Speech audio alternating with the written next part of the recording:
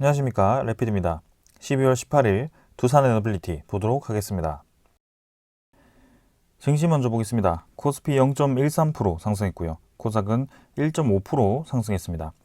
양증시 모두 상승 진행되었고요. 코스피는 2,500 중반선에서 계속 진행 중입니다. 외국인 투자자 590억 정도 코스피를 매수했고요. 기관 투자자는 2,000억 정도를 매도했습니다. 코스닥은 외국인 투자자 1,800억, 기관 투자자가 한 800억 정도 이렇게 양매수 진행되었고요. 코스닥도 800 중반선에서 유지 중입니다. 자, 그래서 오늘은 증시가 양쪽 모두 상승을 했지만 코스피보다 코스닥에 조금 더 힘이 들어가는 모습이었고요. 코스피는 그래도 꾸준히 상승을 계속 이어가고 있습니다. 그래서 21선을 따라서 꾸준히 위로 힘을 받고 있고요. 계단식으로 올라가 주면서 코스피가 이 연 고점에 2600선까지 다시 올라갈 수 있을지는 조금 더 보겠습니다. 그래서 이번 주와 다음 주 정도 이제 시간이 남았고요. 다음 주는 사실 며칠 없기 때문에 거의 뭐 이번 주가 마지막이라고 보시면 될 것 같습니다. 그래서 이번 주 흐름을 좀 보면 될 것 같습니다. 자, 그 다음은 코스닥이고요. 코스닥도 1.5% 올라서 지금 이제 850선까지 상승을 했습니다. 그래서 오늘은 코스닥의 시가총액 상위 종목들이 좀 힘을 받으면서 상승을 견인했고요. 그동안 이제 코스피보다 코스닥이 힘이 좀 약한 모습이었는데 오늘은 조금 더 힘을 받아서 진행이 되었습니다. 그래서 121선까지 이렇게 반등을 좀 해준 상황이고 추가적인 상승이 나올지는 계속 한번 보겠습니다. 그래서 코스피 2566포인트 진행되었고 투자 수급은 기관 투자자가 2천억 정도 매도했고요. 그동안 열심히 매수하던 물량을 조금 이탈시켰습니다. 외국인 투자자도 마찬가지 크게 많이 매수하지 않았지만 일단 꾸준히 지금은 매수세를 이어가고 있고요. 기관 투자자는 하루 정도 매도했지만 그래도 계속해서 지금까지 매수했던 것을 들고 가고 있는 것 같습니다. 그래서 연말로 갈수록 아직까지 시장은 긍정적인 방향으로 진행되고 있기 때문에 계속 한번 지켜보겠습니다. 그 다음은 코스닥이고요.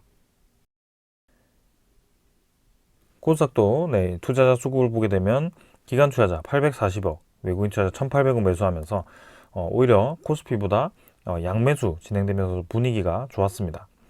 그래서 3일 정도 이렇게 매수세가 이어지고 있고요. 꾸준히 그런 매수세가 이어지면서 긍정적인 흐름 지속되고 있습니다. 그래서 기술주들이 모여있는 종목이라 조금은 힘이 빠지는 모습이었는데 이번에 조금 이슈를 끌고 있습니다. 그래서 증시에 대한 분위기 긍정적이고 금리가 좀 인하되는 방향으로 진행되다 보니까 이렇게 분위기가 턴어라운드 하는 모습입니다. 그래서 이번 주도 월요일 지났기 때문에 남은 4일 동안 흐름이 어떻게 되는지 지켜보겠습니다. 그 다음 환율이고요. 환율도 3.5원 정도 하락해서 1,300원 진행이 되었습니다. 그래서 쌍바닥 정도 그리는 지점까지 지금 환율이 떨어진 상황이고요. 쌍바닥을 찍고 다시 이제 반등할 수 있을지는 조금 더 봐야 될 것 같습니다. 그러나 지금에 대한 분위기를 보았을 때는 환율이 쉽게 고점으로 올라갈 것 같지는 않고요. 이대로 좀 자리를 잡거나 조금 더 하방으로 힘을 받아서 추가적인 하락이 나오지 않을까라는 생각입니다. 금리가 올라갈 수 없기 때문에 거기에 대해서 환율은 더 이상 올라갈 이유는 없습니다.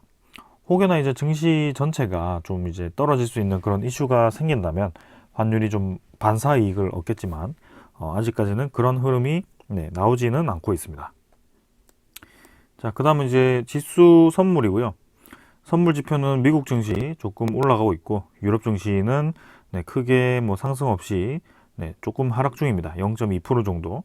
그래서 미국 증시와 유럽 증시는 지금 뭐 큰 변화는 없고요.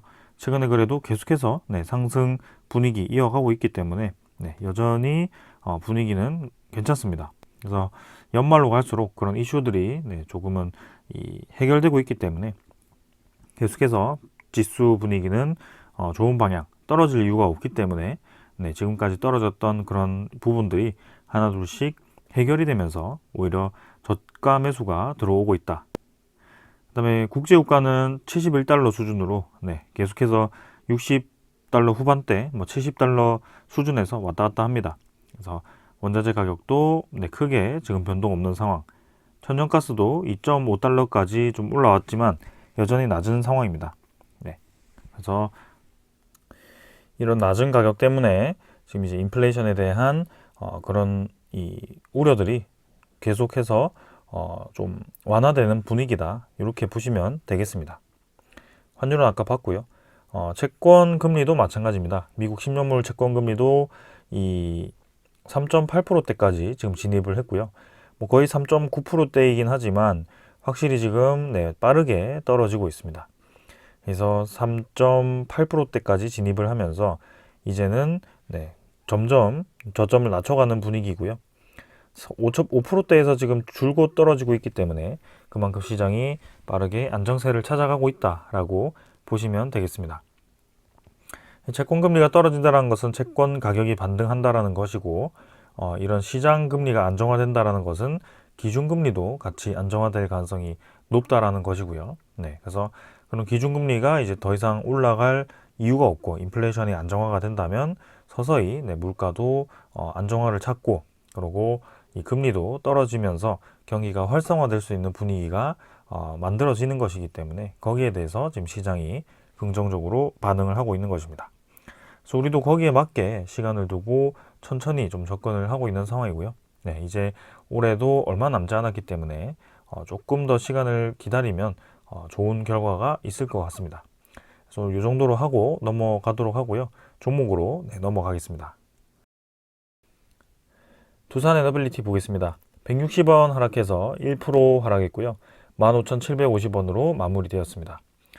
자, 시간의 거래는 크게 없었고요. 15,770원으로 거의 동일하게 진행되었습니다.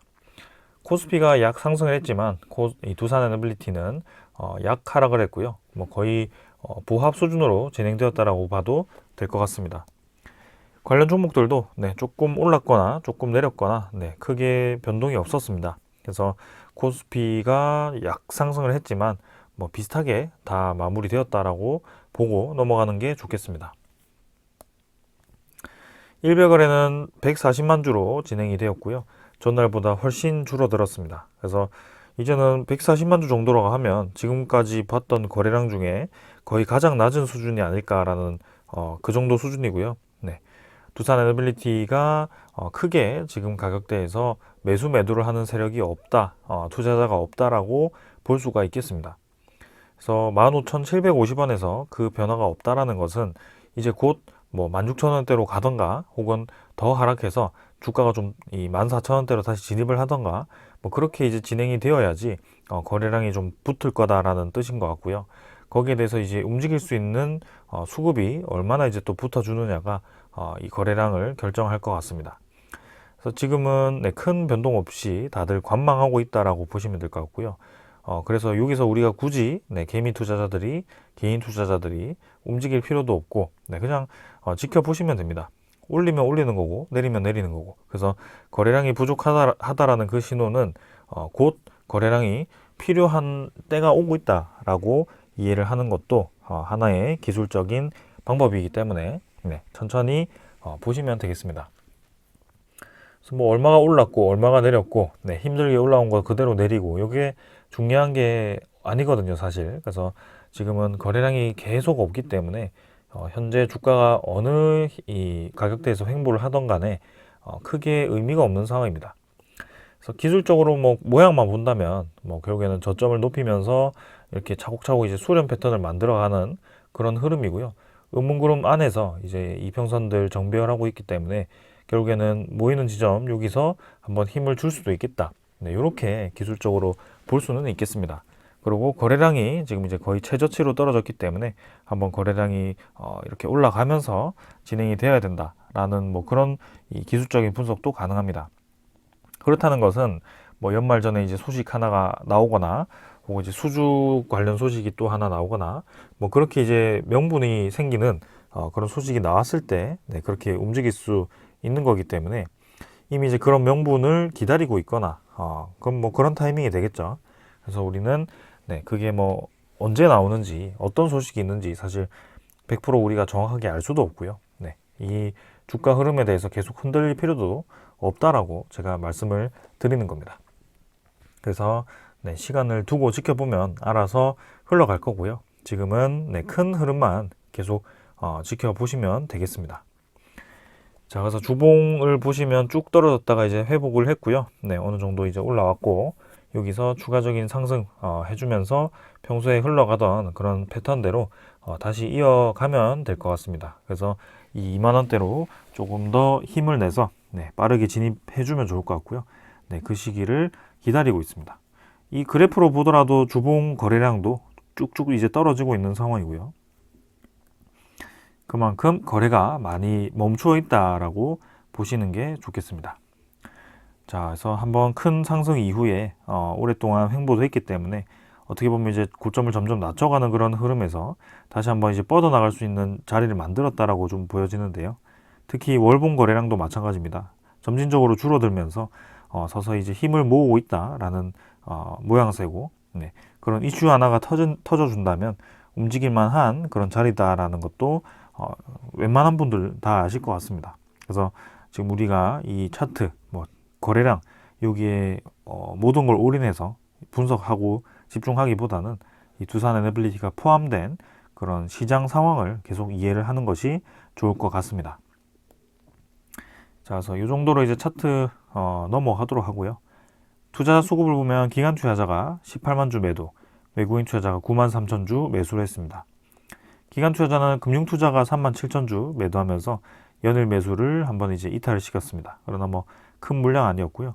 보험, 투신 뭐 마찬가지 크게 없었습니다. 연기금 투자자가 이제 14만 6천 주를 매도를 했는데요. 사실 뭐 오늘 하루 이렇게 매도했다고 해서 그동안 매수했던 게 모든 게 다 빠진 게 아니고요.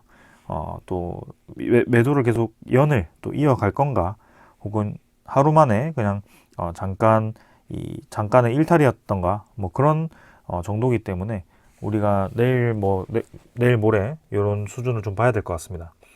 그래서 연기금 투자자는 제가 말씀드렸지만 지금 당장에서야 이렇게 매수 매도를 하면서 큰 변화가 없는 것처럼 보이지만 올해 초부터 이 수급을 보면 계속해서 매수를 이어왔거든요. 그래서 전체 수급, 이 누적 수급을 보면 큰 매수를 진행해 왔기 때문에 충분히 지금 기관 투자자라든지 외국인 투자자는 이 두산 에너빌리티를 계속 매수를 하고 있다라고 보아도 됩니다. 제가 그냥 말로 하는 게 아니고요. 특히 이 수급 그래프를 제가 계속 보여드리면서 말씀드리는 거기 때문에 두산 에너빌리티가 횡보하는 그 구간 동안 결국에는 기관 투자자, 외국인 투자자는 꾸준히 매수를 해 가고 있다라고 보시면 될 것 같습니다. 그래서 그 기간이 결국에는 2023년 1월부터 해서 2022년 말부터 해서 지금까지 왔는데요. 1년 내내 이제 매수를 하긴 했네요. 결국에는 1년 동안 매수를 하면서 주가를 횡보시켰는데 개인 투자자 입장에서는 큰 의미가 없는 그런 이 시기긴 했죠, 사실. 왜냐하면 수익을 볼 수 있는 이 구조가 아니었거든요. 횡보하는 시장은 굉장히 지겹고 개인 투자자 입장에서는 시간이 오래 걸리지만 결국에는 네, 이쯤 돼서 지겨워가지고 이탈을 시키면 네, 개인 투자자가 빠지면 그때서야 이제 주가가 올라가는 게 우량주입니다. 그래서 이 우량주가 코스피와 같이 움직이는 것을 이해를 해야 되고요. 네, 이거는 두산 에너빌리티만 해당되는 얘기가 아닙니다. 뭐 삼성전자라든지 카카오라든지 그 이외의 종목들, 제가 말씀드리는 그런 종목들도 다 같이 움직이고 있는 상황이고요. 네. 카카오도 뭐 15만 원 찍고 5만 원까지 지금 떨어진 상황이고 이 삼성전자도 마찬가지입니다. 거의 9만 몇천 원 찍고 네, 지금 6만 원까지 5만 원까지 떨어졌다가 다시 7만 원 지금 온 상황인데요. 결국에는 네, 시간이 지나면 그런 우량주들은 같이 움직이게 되어 있습니다. 두산 에너빌리티도 마찬가지고요. 그래서 그렇기 때문에 지금 우리가 전혀 이 가격대에서 흔들릴 필요가 없다는 겁니다. 근데 지금 가만히 보고 있으면 다른 종목들 있죠. 엄청나게 크게 올라가는 종목들, 널뛰게 하는 종목들, 그런 것들 보면 속이 답답하기도 하죠. 왜냐하면 나는 1년 동안 똑같은 자리를 왔는데 그런 종목들은 갑자기 2배, 3배, 뭐 많으면 5배 이렇게 갑자기 올라가게 되니까 그런 종목들을 찾아서 가는 분들도 있을 겁니다. 뭐 10번 이 도전해서 한 8번 이길 수 있는 그런 실력이라면 뭐 가는 것도 나쁘지 않다라고 봅니다. 근데 저는 이 심리적인 부분을 많이 느꼈기 때문에 이 주식을 하면서 그런 수익을 맛봤을 때의 이 느낌, 그 다음에 그 수익을 다시 잃었을 때의 보상 심리, 이런 것들을 굉장히 많이 느꼈습니다. 그래서 이 기회가 아니고서야는 매우 냉정하게 꾸준히 본인의 이 기준대로 그런 이 급등주, 급락주를 대응하기가 쉽지는 않다라는 것이고요. 그런 과정에서의 그 소모적인 이 정신 소모가 굉장히 힘들었기 때문에 이렇게 좀 안정적인 종목들로 좀 선택을 하고 있습니다. 근데 그 두산 에너빌리티는 사실 그 안정적이라는 그런 우량주, 대표적인 우량주와는 좀 예외이기도 한데요. 제가 선택한 이유는 분명히 이제 이런 힘을 받았던 그런 시기가 있었고, 그러고 그 10년 동안 하락했던 그 대세 하락장에서 다시 살아 들어오는 그런 분위기가 있었기 때문입니다. 그래서 기술적으로는 다시 한번 올라갈 수 있다라고 판단을 일단 한 거고요. 그 다음에 그 안에 있는 시장이 충분히 두산 에너빌리티가 다시 힘을 받을 만한 상황이다라는 것도 제가 이제 파악했기 때문에 그렇게 투자를 하게 된 겁니다. 그래서 지금 상황에서 주가는 뭐 어떻게 보면 누군가에게는 계속 이제 똑같은 자리 횡보 혹은 조금씩 떨어지는 그런 자리일 수도 있겠지만 누군가는 뭐 올랐다가 떨어질 수도 있고요. 근데 결국에는 이 기업 입장에서만 보면 주가를 떠나서 기업이 지금 어떻게 진행 중인가를 보면 결국에는 부채 비율이 낮아졌고요. 그다음에 유상증자, 블록딜 이런 거 다 끝나고 지금 이제 유상증자를 하지 않은 지도 한 거의 2년 가까이가 되고 있네요. 그래서 이 신주 인수권 부사채도 다 이제 마무리가 됐고요. 제일 중요한 이제 단기 차입금이 많이 감소했다라는 것이죠. 그리고 두산 에너빌리티가 그런 신용도도 조금 올라갔고요. 회사에 대한 신용도가 올라갔기 때문에 회사채 발행도 가능하게 되었고, 그 다음에 그런 전 세계 그런 그린본드 그런 것까지 발행을 해서 또 자금을 마련할 수 있는 상황이 된 겁니다. 큰 공사들 수주를 하면서 선지급금 받아가지고 이제 유동자금도 꽤 많은 상황이기 때문에 지금 더 이상은 사실 재무가 굉장히 불안하다라고 보기가 어렵습니다. 그래서 그동안 문제가 되었던 고질적인 문제가 되었던 두산건설도 이미 이제 두산 그룹에서 좀 빠져나간 상황인데, 사실은 이제 뭐 아직까지 두산 에너빌리티와 협력하고 있고요. 두산건설은 재무 구조가 많이 개선되었더라고요. 그래서 분명히 이제 두산 에너빌리티가 다시 가져올 거라고 좀 저는 보고 있는데, 그 시기가 언제가 될지는 좀 모르겠습니다. 그러나 두산건설도 지금 영업이익이 플러스인 상황이기 때문에 옛날에 그런 느낌이 아니다. 그래서 두산 에너빌리티가 신사업 확장도 진행 중이고 그런 기존 사업도 잘 되고 있기 때문에 분명히 빛을 발하는 그런 상황이 올 거다라는 것을 이해하시면 되겠습니다. 자, 그래서 이 정도로 뭐 보고 공매도 잔고도 한번 확인해 보겠습니다. 공매도 잔고가 꾸준히 줄고 있는 분위기이긴 합니다. 그렇다고 팍팍 줄지는 않는데요. 오늘도 8만 주 정도 줄어가지고 860만 주 정도 진행되었습니다. 그래서 뭐 15일도 그렇고 18일도 그렇고 일단 외국인 투자자가 꾸준히 매수를 했기 때문에 줄기는 하고 있지만 그렇게까지 드라마틱하게 공매도 잔고가 급격하게 줄지는 않고 있습니다. 그래서 남은 800만 주, 860만 주 저기 이제 또 어떻게 상환되는지 계속 주시를 해보겠습니다. 확실히 이제 공매도가 금지가 되고부터는 늘어나는 상황은 없고요. 계속 줄어들고 있습니다. 그렇다고 공격적으로 줄진 않지만 왠지 이 횡보하는 그 흐름 동안에 꾸준히 이 공매도 잔고를 계속 줄여나가는 그런 흐름이 좀 보이는 것 같기도 합니다. 그래서 공매도가 많이 상환되고 나면 움직일 것인지 그런 것들도 한번 보도록 하겠습니다. 자, 그 다음에 이제 대차 잔고고요. 대차 잔고도 꾸준히 상환되고 있습니다. 체결 2만 6천 주, 상환이 14만 주 진행되어서 한 12만 주 정도가 잔고가 줄었습니다. 그래서 2260만 주로 진행되었고요. 계속 연일 잔고가 줄어들고 있기 때문에 국매도 잔고와 마찬가지로 긍정적인 방향으로 진행 중입니다.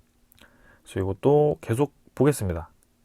그다음 외국인 추정 물량과 당일 물량 거의 동일했고요. 어제에 이어서 오늘도 매수를 하면서 13.52%. 외국인 투자자는 계속 두산 에너빌리티를 매수를 진행해주고 있습니다. 그래서 이런 꾸준한 매수가 이전에는 공매도화 되면서 다시 급격하게 지분을 낮추기도 했는데요.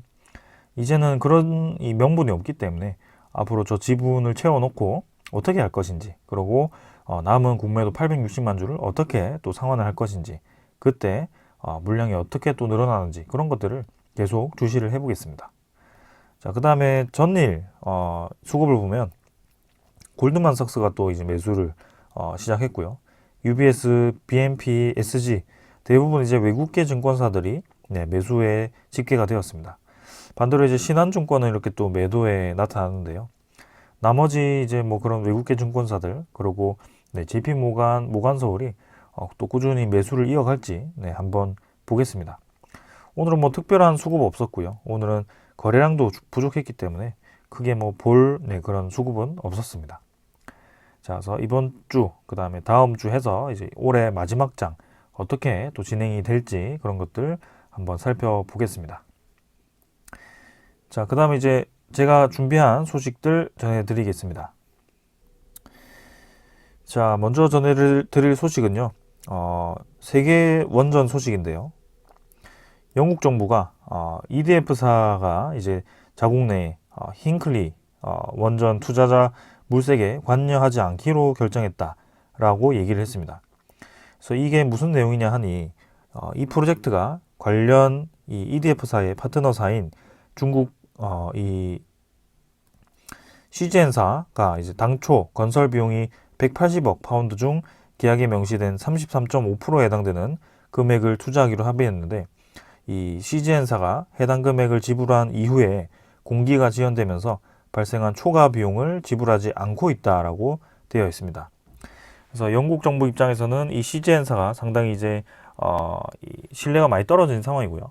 앞으로 신규 원전 건설에 대해서 이 CGN사를 아마 배제하기로 되었기 때문에 우리나라에 러브콜을 보낸 것으로 알고 있습니다. 그래서 EDF사도 이 CGN사와 또 이렇게 합작을 해서 진행했기 때문에 사실 신뢰도가 같이 떨어졌다라고 볼 수가 있고요. 영국 정부가 지금 이 EDF사와 협의를 하지 않고 결국에는 그 CGN사 빈자리를 채우기 위해서 알아서 찾아라, 알아서 해결해라, 이렇게 좀 얘기를 하는 것 같습니다. 그래서 EDF사도 지금 이제 이 원전의 소요 비용이 327억 파운드를 넘어설 것으로 예상하면서 공기가 지연되고 계속 이제 완공이 늦어지면서 들어가는 부가 비용들이 많아지고 있습니다. 그래서 이런 것들을 보면 우리나라 원전 건설 시장이 상당히 이제 기술력이 뛰어나고 그런 건설 기술이 뛰어나다는 것을 다시 한번 알 수가 있는 상황이고요. 단 한 번이라도 이 건설이 늦어져서 부채 비용이 늘어났다라는 소리를 들은 적이 없습니다. 그래서 우리나라가 그만큼 기술력이 뛰어나다라는 것이고, 이런 상황들 때문에 영국과 같은 그런 국가들이 신규 원전 건설에 우리나라를 계속 끼워 놓고 싶어 한다라고 보시면 되겠습니다. 그래서 긍정적인 영국 프로젝트 검토 또 기대해 보겠습니다. 자, 그 다음에 이제 불가리아 쪽도 움직이기 시작합니다. 커줄로드인가요? 네, 이쪽에서도 7, 8억이 예산 배정을 했고요. 요거는 이제 웨스팅하우스와 아마 MOU 체결을 하고 건설 추진을 하고 있기 때문에 웨스팅하우스가 아마 수주를 할 것으로 보여집니다. 자, 그래서 웨스팅하우스가 이 불가리아 원전을 수주했을 때 폴란드 원전과 웨스팅하우스사의 이 불가리아의 프로젝트를 같이 진행을 한다면 상당히 많은 이 물량이고요. 그리고 앞으로 참여하는 그런 모든 국가들의 프로젝트를 생각한다면 분명히 웨스팅하우스를 도와줄 수 있는 공급사가 필요할 텐데요. 지금 EDF사의 사정을 보면 사실 그렇게 재무 상태도 좋지 않고 저렇게 공기가 계속 늘어나는 상황이기 때문에 그렇게 믿음직스럽지 못합니다. 그리고 뭐 캐나다 쪽, 캐나다 쪽은 이제 또 협력이 가능하겠네요. 왜냐하면 웨스팅하우스사의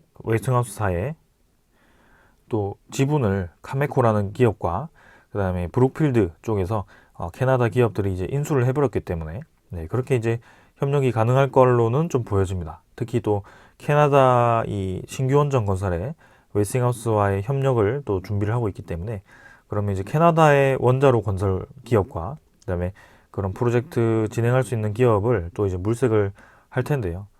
그러나 이제 그런 제작 경험이 분명히 있는 기업이 좋을 텐데요. 그게 아마 두산 에너빌리티가 충분히 저는 될 수 있다라고 보고 있습니다. 그래서 아직까지 그 관련한 소식이 하나도 나오지 않아서 좀 이제 답답한 마음도 있긴 하지만 그 소식이 분명히 나올 거라고 기대를 하고 있고요. 그 근거 중에 하나는 이번에 이 폴란드의 우리나라 경제사절단이 갔을 때 웨스팅하우스와의 그런 각 기업 간의 협력 체결이 있었습니다. 특히 BHI가 이 웨스팅하우스사에 또 기자재 납품을 한다라는 그런 협의를 해가지고 BHI 주가가 또 뜨기도 했었는데요.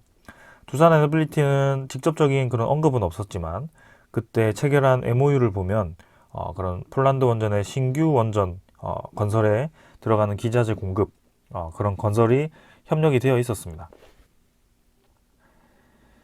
그러나 폴란드 원전의 그런 퐁투누프 원전이라고 분명히 BHI와 대우건설은 그렇게 인식이 되어 있었는데요. BHI는 인식이 되어 있었습니다. 근데 대우건설과 두산 에너빌리티는 그냥 폴란드 원전 신규 건설이라고 좀 포괄적으로 이제 체결이 되었었기 때문에 그때 좀 주목을 많이 했었습니다.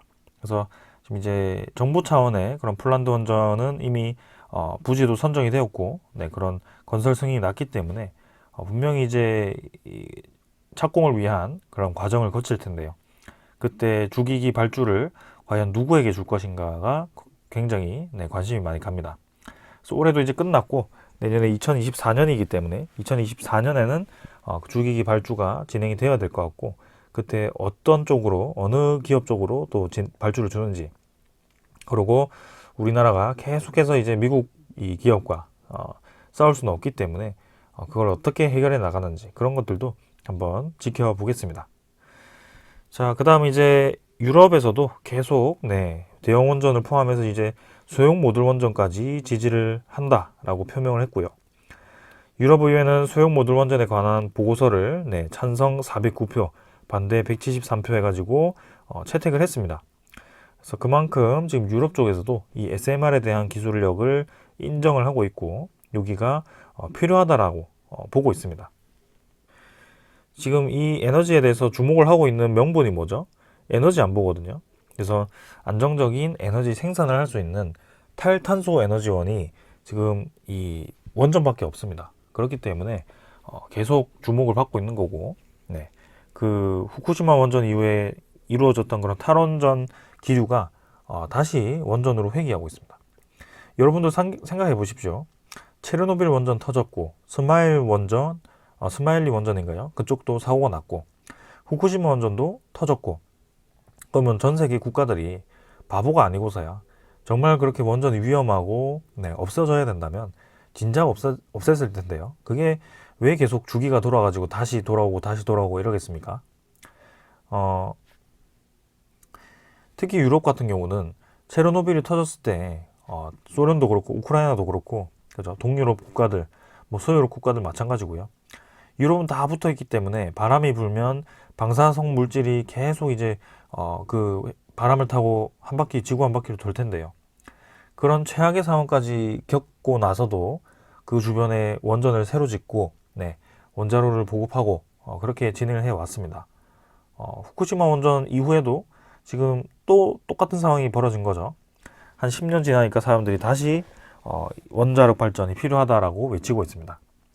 거기에 대한 명분이 분명히 있습니다. 지금은 전력 수요가 상당히 많이 필요하고 그만큼 높아졌고 거기에 대해서 안정적으로 에너지를 뽑아낼 수 있는 수단이 지금은 아직 없다. 원전 외에는 없다라고 보고 있는 것입니다. 그래서 지금 다시 이렇게 관심을 갖고 있는 거고 3세대, 4세대 흘러가면서 점점 이제 원자력 발전도 그런 핵 폐기물이 적게 발생하고 안정도가 높아지는 방향으로 추진되고 있습니다. 그래서 이 SMR 같은 경우는 특히 대형 원전 대비해서 건설 공기도 짧고요. 이 지열 발전이라든지 그런 수소 생산이라든지 사실 단순히 핵 발전을 통해서 전기만 생산하는 게 아니라 제2의 에너지, 제3의 에너지를 같이 생산할 수 있다는 수단에서 주목을 많이 받고 있습니다. 그리고 SMR을 넘어서 그 초소형 모듈 원전, 네, 그것도 이제 개발 진행 중이고요. 특히 미국 같은 곳에서 이미 트럭에 실어서 가져다 다닐 수 있는 그런 초소형 모듈 원전을 개발을 하고 있습니다. 국방부에서도 그렇고요. 그래서 그런 것들이 계속 관심을 받고 있기 때문에 우리도 그게 맞게 움직여야 되고, 두산 에너빌리티가 그런 상황 속에 있기 때문에 우리가 성장할 수 있을 거라고 확신을 하고 있는 거다라고 이해를 하시면 되겠습니다. 자, 그리고 이제 필리핀도 바탄 원전 계속 얘기는 나오는데 그렇게 진전이 되지 않고 있었거든요. 근데 이번에 얘기를 보니 이제 이 한수원이 필리핀 에너지부와 바탄 원전 타당성 조사 합의를 이제 곧 할 것 같다라고 합니다. 뭐 이 원전 타당성 조사를 한다라고 해서 바탄 원전 수주를 한수원이 한다라고 100% 말씀드릴 수는 없지만, 지금 이제 그 일단 타당성 조사를 해서 얼마가 나올지, 그리고 이 원전을 살리는 게 맞는지 그거를 먼저 이 조사를 하겠다라는 것이죠. 그래서 한수원이 이 필리핀 바탄 원전 수주를 위해서 직접 나서 가지고 이렇게 타당성 조사를 해준다라고 하는 것 같고요. 그렇게 되면 지금 이제 네덜란드 타당성 조사, 그 다음에 필리핀 타당성 조사, 퐁투누프 타당성 조사 해가지고 총 3개 정도 지금 진행 중이고, 체코 원전도 최종 입찰서를 냈기 때문에 그 최종 이 우선 협상자 선정이 되면 또 본격적인 타당성 조사를 할 것 같습니다. 자, 그래서 여러모로 지금 많은 프로젝트들이 진행 중이다라고 보시면 될 것 같고요. 시간이 흘러가면 점점 가시화되는 프로젝트들이 많아질 것 같습니다. 유럽에서도 이제 바라카 원전 5, 6호기가 또 소식이 곧 들려올 것 같고요. 아마 내년 초에 4, 5기가 상업운전에 들어갈 겁니다. 그때 이제 1, 2, 3, 4, 5기 다 상업운전에 들어갔기 때문에 UAE 입장에서는 상당히 상징적인 의미가 또 되죠. 그리고 거기서 생산한 전기를, 남는 전기를 옆 국가들에게 수출을 할 수도 있고요. 그래서 결국에는 원자력 발전으로 이 전력 수출도 하고 자국의 안정적인 전력 공급도 하고, 그다음에 후에는 이제 그 원자력 발전을 통해서 수소 생산까지 준비를 하고 있기 때문에 이 상당히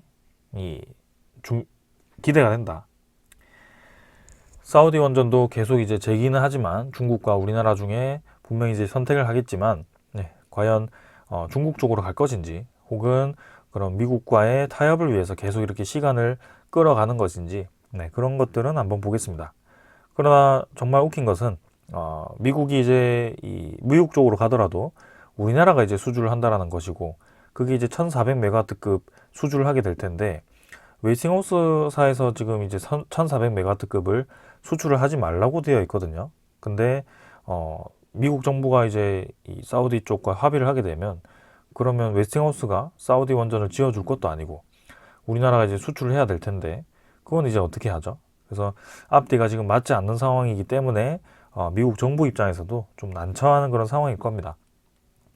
그래서 이 처음에 웨스팅하우스의 소송도 기각을 했던 것도 사실 명분은 직접적인 이 소송 내용이 아니라, 너네들이 이 타 국가의 그런 기업 입장으로서 수출을 금지할 수 있는 권리가 없다라고 돌려서 얘기했지만, 결국에는 그렇게 기각을 해버린 것 자체가 우리나라의 권리를 어느 정도 인정한다라는 것이었거든요. 그래서 그 항소에 대한 결과가 어떻게 나올지는 봐야 되겠지만,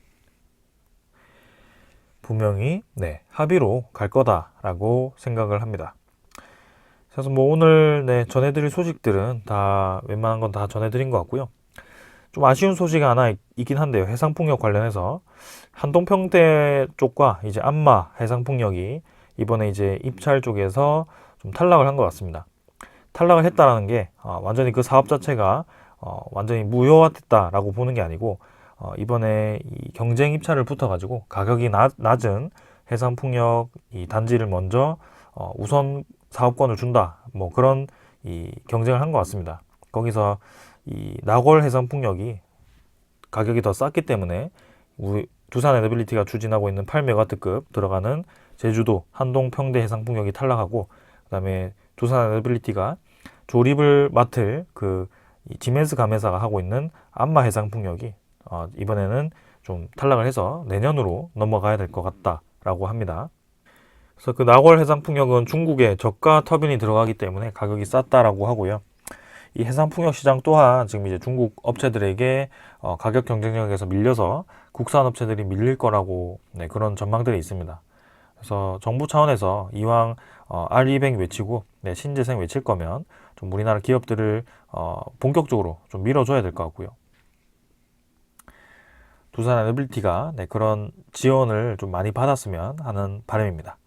그래서 오늘 이 정도로 하고 마치고요. 네, 뭐 두산 에너빌리티는 여러 방면으로 준비 중이기 때문에 어떤 하나라도 지금 움직임이 나온다면 주가는 움직이게 되어 있다라고 보면서 내일 또 기다려 보겠습니다. 자, 오늘 여기까지 하겠습니다. 감사합니다.